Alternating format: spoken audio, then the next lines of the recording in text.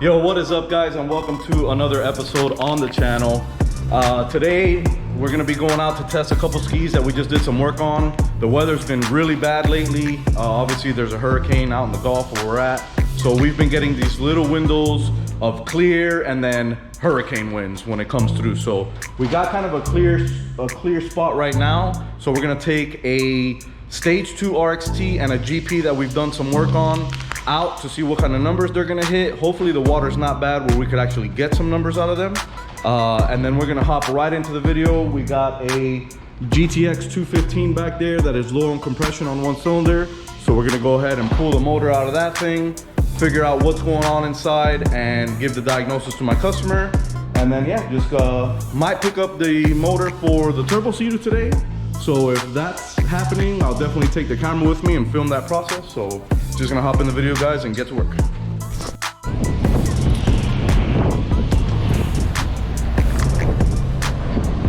All right guys, as you can see, there is a little clear spot right where we gotta test, but everything else is all black. So we gotta hurry up, get these skis on the water, see what they do, put them back inside. But this is what we got. We have a 2018 GP1800 and a 2020 Seadoo RXT 300. So we're gonna see what these skis do. This is actually, we already know what this does. This ski was in a previous video. I believe it's gone 86 already on the Stage 2. He just brought it in for some maintenance. He said he was having some IBR issues, so I want to put it in the water and actually put some load on the IBR, make sure that's good. And then the GP, we had it on the previous episode, I believe. We were doing some valve train work to it to get it ready for what we did to it now. So now it has the fizzle intercooler in there. I did the ribbon delete, dual cooling system. So we're gonna go ahead and see what this thing will rip off today. Like I said, hopefully it's not as choppy out there because it is windy, but our river's always pretty flat. So we out, man. We'll see you guys on the water. Holy crap, it is windy as hell out here. See the palms freaking just going nuts. But the water's not too bad. On this side of the river, at least, the water's usually always flat unless it's like crazy.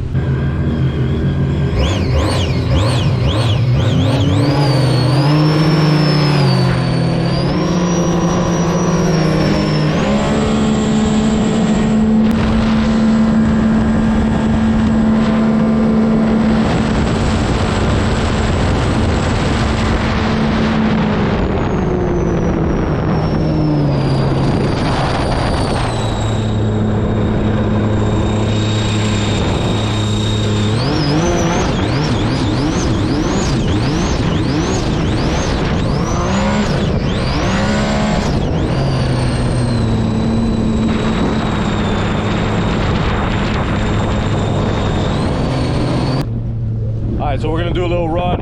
This is a Stage 2 RXT, and I really don't have a stage for the Yamaha. It's just kind of give me your goal and I'll try to reach the goal with, you know, with what I could do. So we're gonna do a little run, probably do like a 40 roll, and then you know, see how that, I'm pretty sure that's gonna outpull this, but we'll go from there. Huh? You want some of this? I want some of that pulse.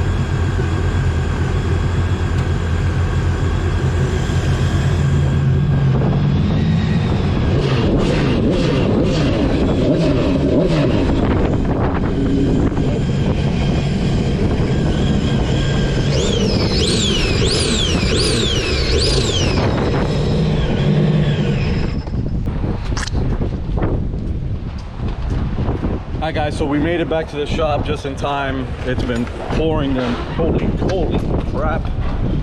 Jesus. Man, this thing blew everything around.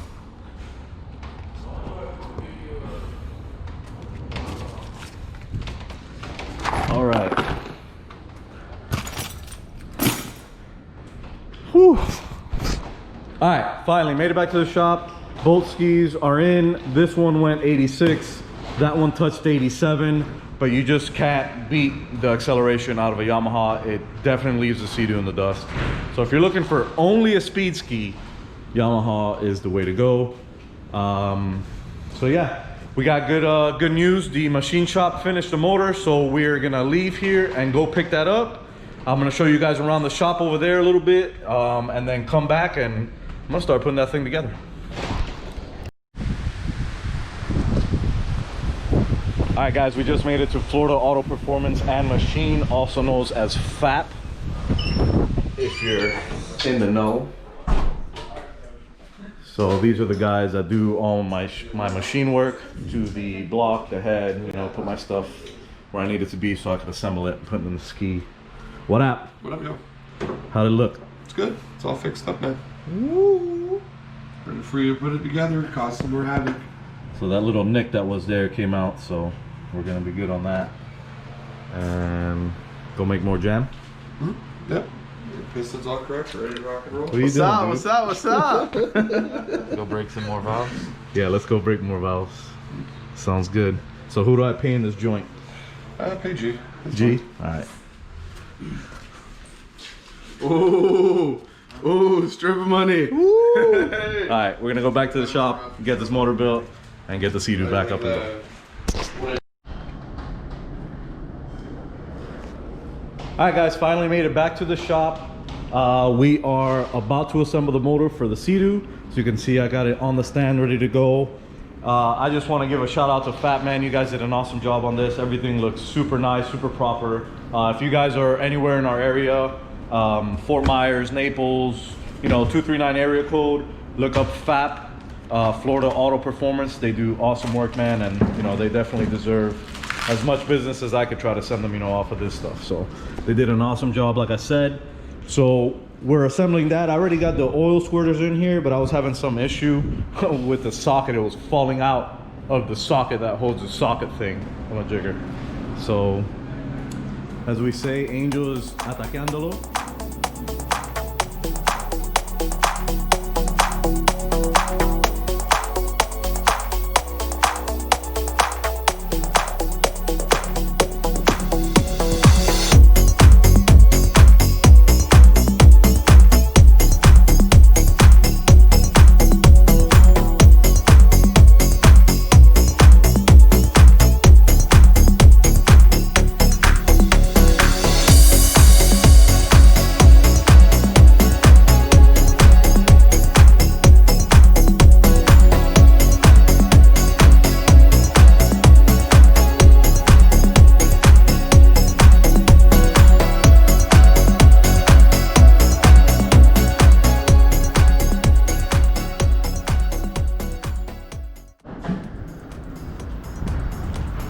Alright guys, as you can see, the pistons are all set inside of the block.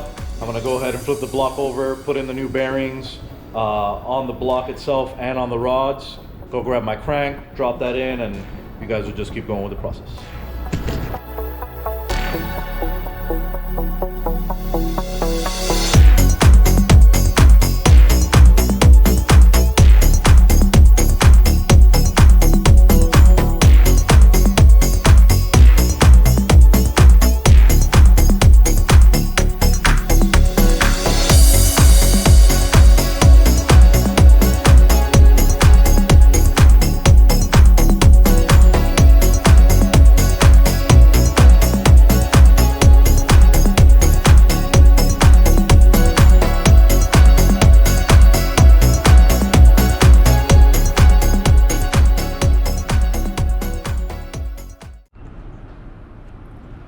Alright guys, so we pretty much have the bottom end assembled. I'm going to start throwing in all the accessories. So flywheel, magneto, the crank pickup wheel, you know, the PTO housing.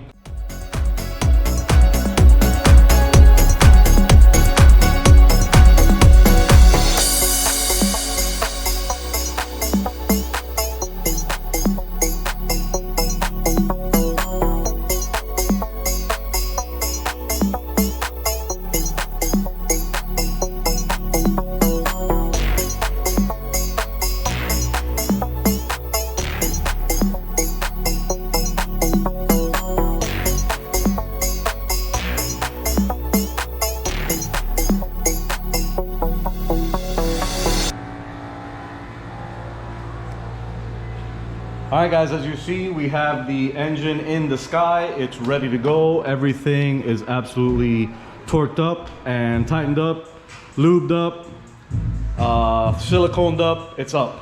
So we have the hole ready to go. The hole wasn't really that dirty, so I just kind of did a little wipe down. So yeah, I'm gonna drop this thing in here and then probably continue bolting up all the things around it, and we'll see if she fires soon.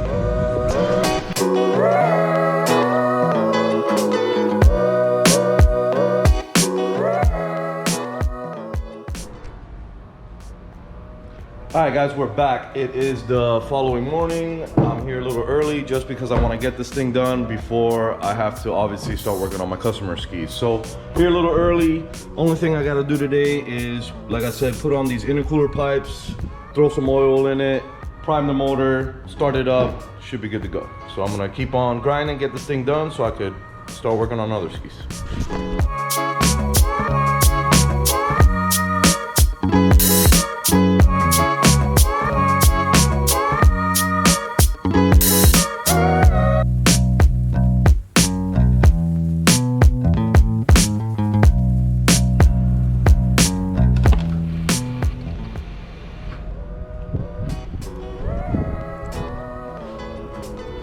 All right, she's ready to prime, so I'm gonna go ahead and prime it.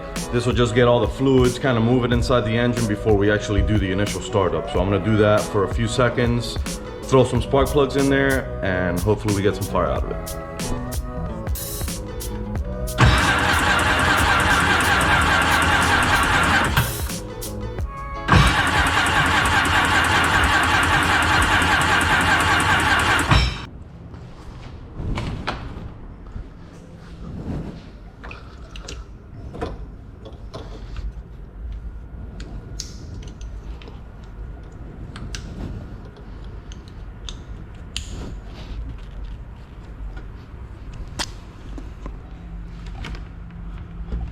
All right, moment of truth.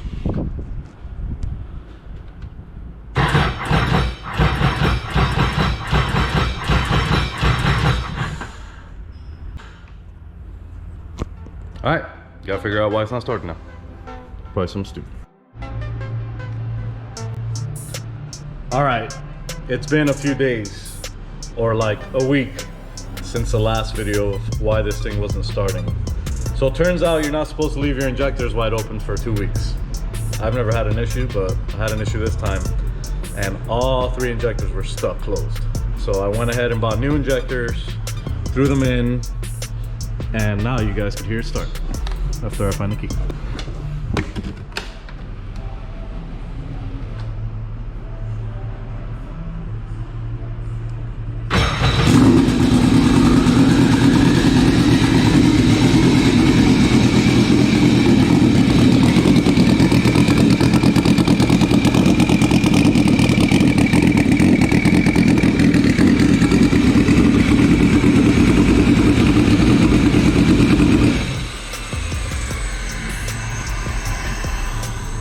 All right, so she's back.